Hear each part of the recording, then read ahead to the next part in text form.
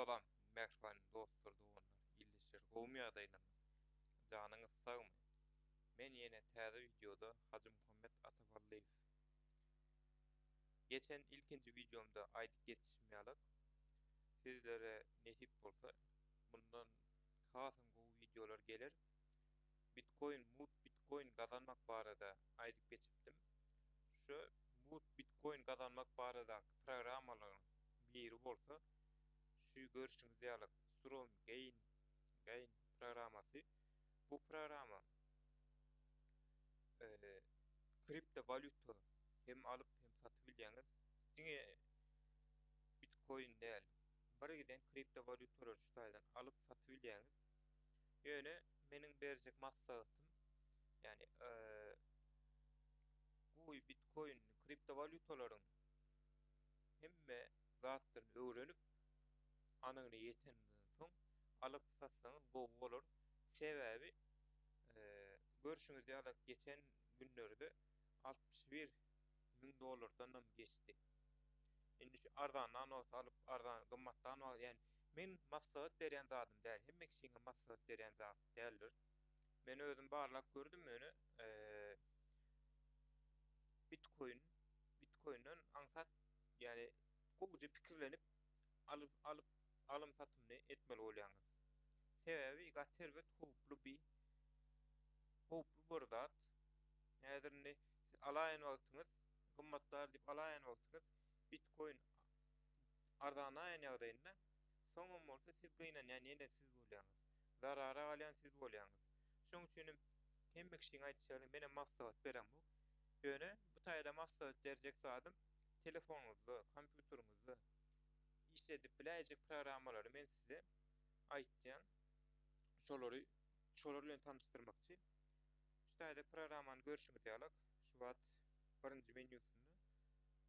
Men geçende şu taýda ýokarda görüşüňiz käbirle türkçe bilýäňiz bolsa, telefonuňyzda Bitcoin bulutuny madançylygyny ediň diýe. Kripto gazanyň diýe. Indi isteseňiz bärden aşakda daha fazla diýen ýazylga da basyp bilersiňiz, isteseňiz bärden. Bölme o taýdan bassaňyz şu taýda girýär. Görüşüňiz ýani şu wagt menne her 4 saatdan özüňiz işledip durýaňyz. Şu taýdan hemen görüşüňizi ýalyk. Men öz nemem işläp dur şu wagt. Her 4 saat dolýar, ama täzeden girýän ýene de işletýän. Men geçende $10 çekipdim. Indi şu wagt daha fazla diýen ýerine bassyn. Şu taýda görüşüňiz ýaly mende şu wagt ýokarda gold diýip durandyr, aslynda bu standart diýip durýar. Men geçen $10 çekipdim. Şol sebäpdenim golda geçdi. Kripto madenciliği diýilen ýeri girýäs. Ýa kerik girýäs. Indi dostlar, ýyldyşlar, maňa bu programma bir dostuňa kömekde tapylyp bir mümkinçilik öğretdi. Arkadaşyňyza öneriň diye. Siz häzir aşakdaky linkden giräň ýagdaýynda şu linki basanyňyz sebäpli siz $3 size gazandyryp bilýän men. Men sizi arkadaşyňyz kaýda olunca siz bärik sahranit registrasiýa edäň ýagdaýynda özüňiz account açaýan ýagdaýynda şu linki basyp account açaýan ýagdaýynda siz öz hasaňyzda $3 gazanýaňyz. Mundan daşarym bäze görüşüňizi ýalyk birgiden bölümleri we video sapaklaryň içinde bir näçe nemeler bar. Onuň bu programmada men zadam görkezýänini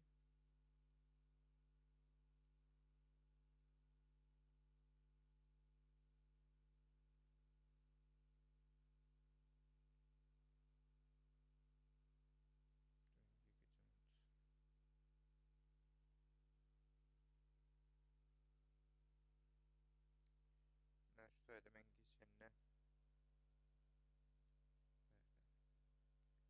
men mene geçenne ayın 3'üne çekipdim. Mart ayın 3'üne çekipdim $10. Mart ayın 3'ünden nären bugunam ayın 10 näçe. Ayın 12 günün içinden paşty bäş men aram oku öz işlem bolany sebäpli aram işledim. Yani men aslında bu programany diňe barlak görmek üçin skaçat etdim. Berýän beranok bolan berýän ekeni iň çalt berýän programlaryň biri şul. Men bilsime görä men başga da 4-5 tane program işledi ötür. Nesip bolsa olaňam videosy anyňyna ýetenden soň size oňam videosyny paýlaşar. Ýöne bu programany sizlerni bu programda beýlik programlarda şo bir nomer, şo bir hasap bilen ýöne işledip bilýänsine. Şu wagt gören bolsaňyz $4.97 98 boldy. $4.98 boldy. Beýlik programmalarda şo bir nomery bilen bärde şu nomeryny hakykatda şulada bulanok mu dip analiz etdi. Nomeryňyzy kod uratdy ýa-ni indi sizin hasaňyz ogurlanmasyn dip anamdar alýa. Bu programda diňe şu bir nomerden bir hasap ýerip bolýan eken ýöne bir näçe e-mailden açyp bilersiňiz siz. Häzirni men beren linkime, şu görýän linkime basarsyňyz, sonra näçe tane Gmail'iniz bar bolsa, näçe tane Gmail'den açdyňyz, özüňizde peýda bolar. Onu men özüm barlak gördüm. Onuň görkezýän demek dostlar. Şuradan Google Chrome girýäs. Görüşüňizde bu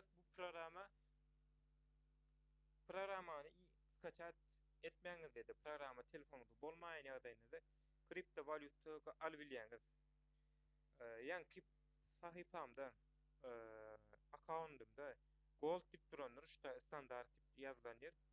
Bunda bolsa gold dip duranlar. Eğer goldy pul çeken ýagdaýynda standardy gold bolýar. Muňa men şu wagt pul çekme, muňa pulny $10 geçenden soň çekip bilýäňiz. Men şuny $10'dan geçdi, $12.60 bolupdyr. Eğer Bitcoin gymmatlasa şu $14 bolýar. Indi men aýtjak bolan zadym şu taýda mekaniýa ýerleşdir. Bu taýda da $10'dan geçýän şu zat berdi. Görüşüňiz ýalak. Häzirde men täze şu gün açan program bolamma. Häzir onu men paýlaşan ýa-ni arkadaşlaryňyza, dostuňyza paýlaşyň, görkeziň diýen zady. Şonu edäň ýagdaýynda sonra beýlik öz sahypaňyzda da link albilýäňiz. Häzir men şu täze açan gireýin.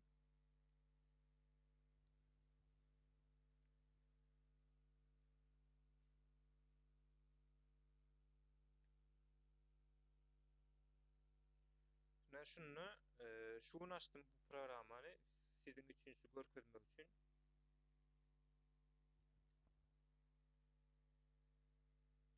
Ne berde de bana şu son çıktı. Girenden soň arkadaşyňyza, dostuňyza görkeziň diýdi. Bu taýdadan şu ýene de link çykdy. Şu gün açtım, $3 kazandım. $3'dan soň gözledimdi 11 sent berdi. Şu gün ýerden açtım. Sizin için barlap görkezeň dip. Yeni bir var. Edil ikisini şu bir saat açtım.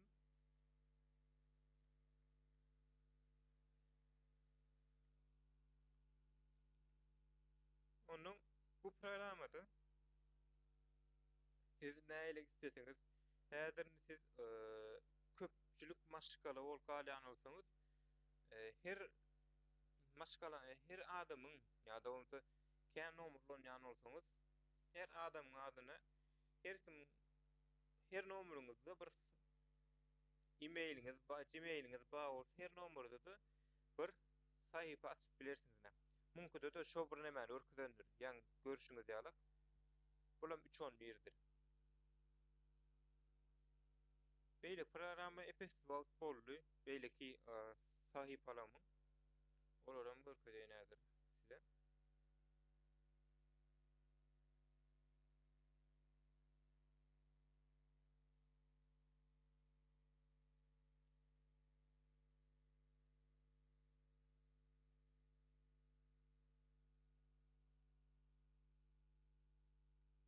Bu taýdadyna $5.20 man. Emmesine de men şu zat bilen girdim. Öz ilkinci açan nemem $10 çeken sahypamdaky link alyp hemmesine de şoň bilen girdim.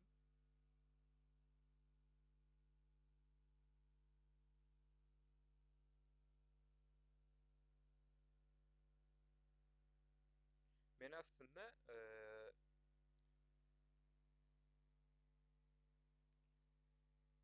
beýleki telefon bilen isletýän men aslında muny. İki telefonda isletip programmaları isletip dur.